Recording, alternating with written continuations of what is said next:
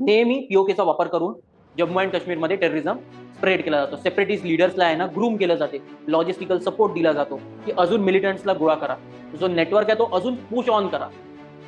PoK आहे म्हणून ज्या दिवशी पीओके आपल्या हातात येऊन जाईल या पूर्ण क्षेत्रात आपण इंटरनॅशनल बॉर्डर बनवून घेऊ. इंटरनॅशनल बॉर्डर नेहमीसाठी संपला विषय. बिकॉज एलओसी आणि एलओसी काय तुम्हाला काय वाटते पूर्ण परफेक्टली मार्किंग करून झाली. एलओसी मार्किंगच्या वेळी खूप सारे लॅप्सेस झालेले आहेत. जसं एलएसीच्या मार्किंगच्या वेळेस लॅप्सेस झाले, एलओसी मध्ये तर अजून जास्त झाले. युएननी बरोबर एलओसी मार्किंगच नाही केली, त्यामुळे विशिष्ट गावांचंही नुकसान झालेलं आहे. समजा डोक्यानी युएननी मार्किंग केली असती ना तरी आहे ना खूप डोक्याला ताप कमी असता आता आपल्या. बट एलओसीची मार्किंग खूप चुक्या पद्धतीने झाली आहे. म्हणजे त्यांना एवढा फास्ट ट्रॅक करायचं होतं आणि पाकिस्तानची इच्छा होती. पाकिस्तानला माहिती होतं जेवढी ही प्रोसेस स्लोली आहे ना सॉल्व्ह होईल ना तेवढं आहे ना आपलं किती चुकीचं आहे लोकांना कळेल. फास्ट ट्रॅक मध्ये खूप साऱ्या गोष्टी दबून जातात.